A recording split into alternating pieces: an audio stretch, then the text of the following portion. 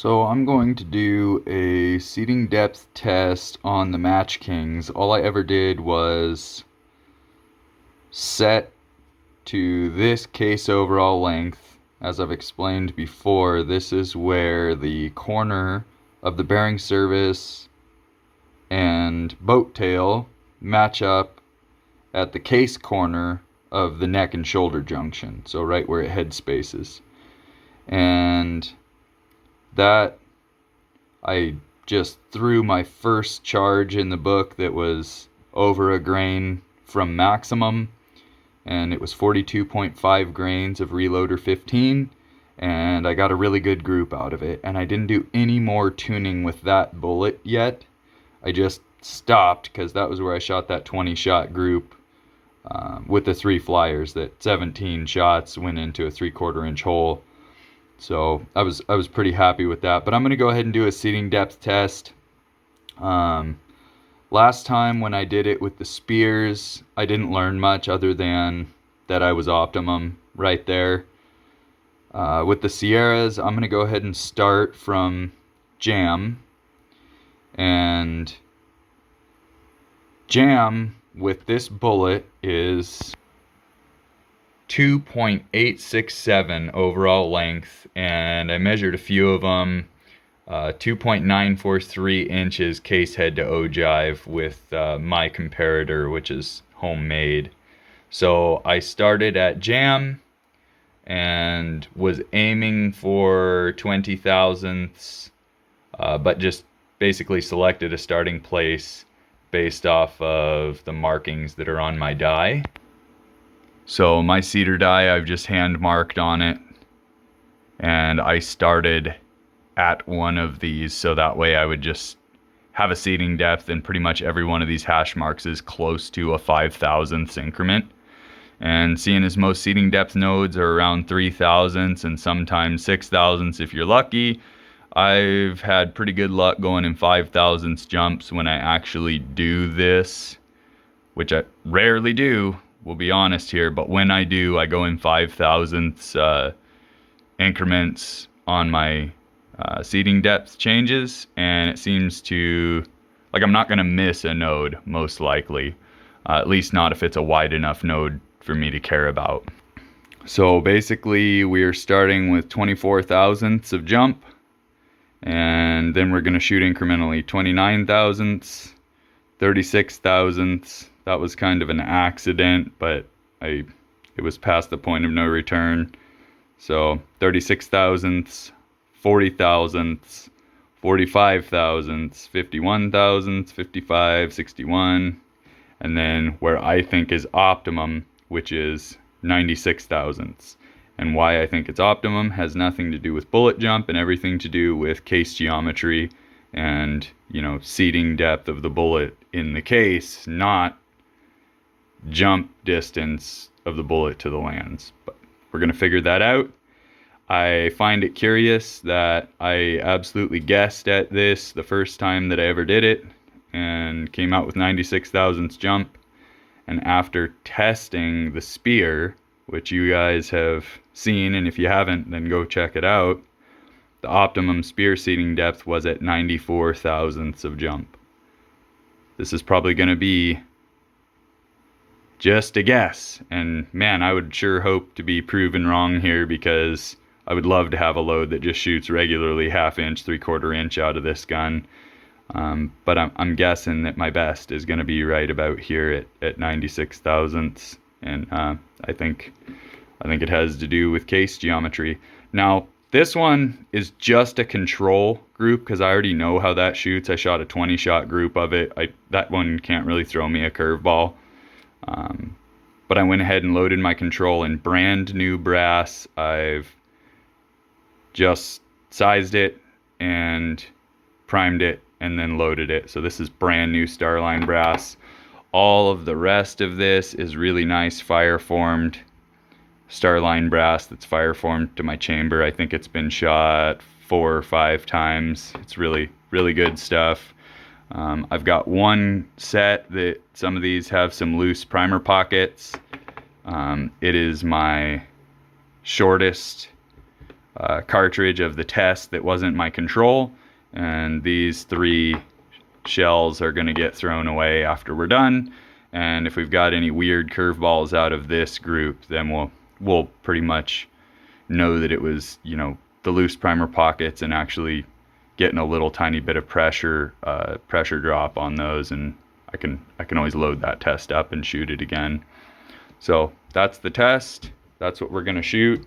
All these have a light crimp on the neck, about 1/8 of a turn in the taper crimp die.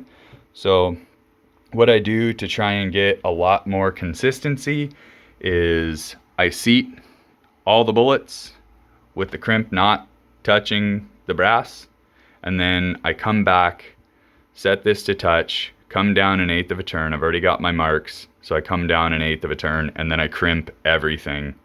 So that's how I get uniform results in my taper crimps, and it really does seem to help to crimp everything.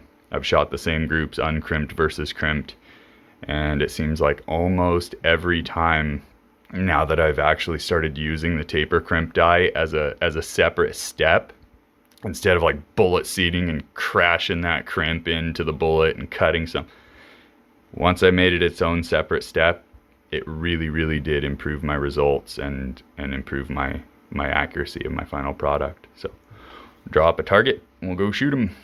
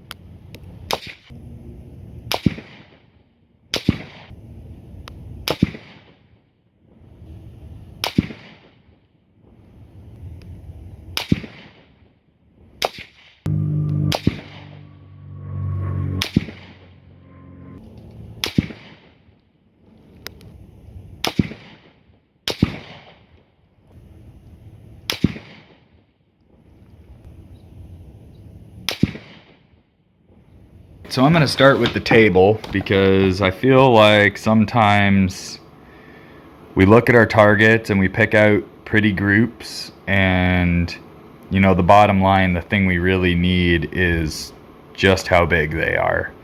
But so we'll go through both. We'll go through the table and then we'll go through the target. So at 24 thousandths a jump, we had a 1.1 inch group, and 29 thousandths of jump, we had a sub-MOA group, 0.940 inches.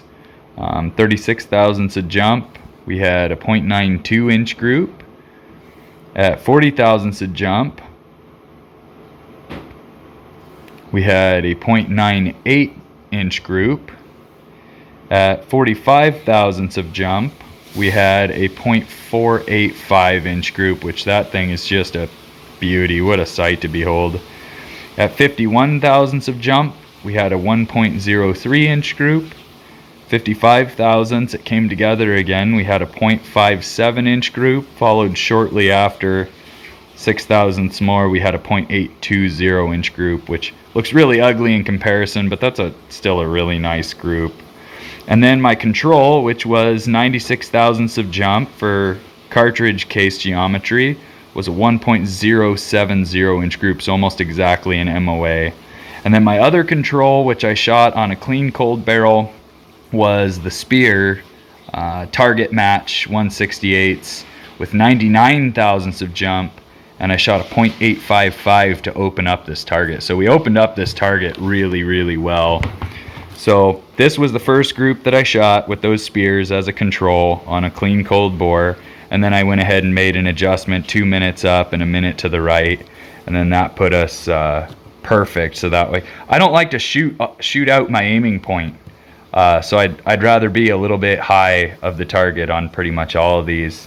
So we shot this one first, that's the 0.855, and then 24 inches of jump, 24 thousandths of jump, 29 thousandths of jump, 36 thousandths of jump.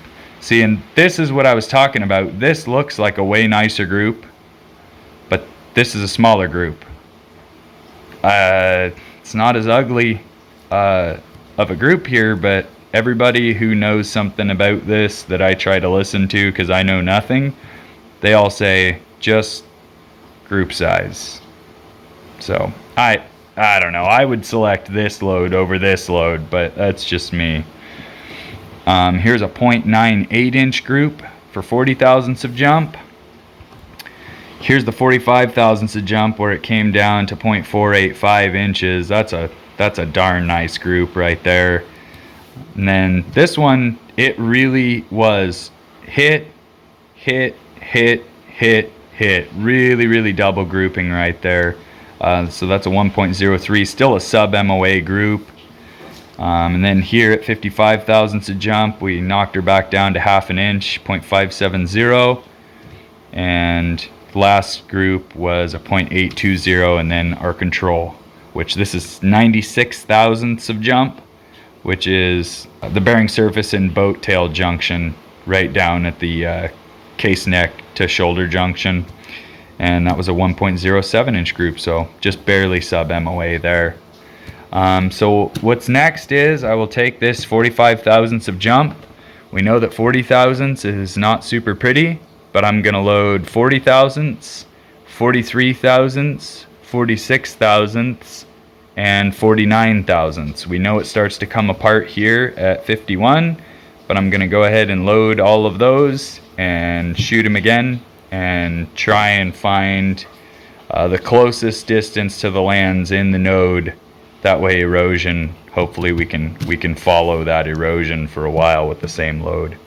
So that's it. I just went ahead and wrote this all down so I don't forget, because it's a really nice target, and I'm going to put it up on the wall and save this data.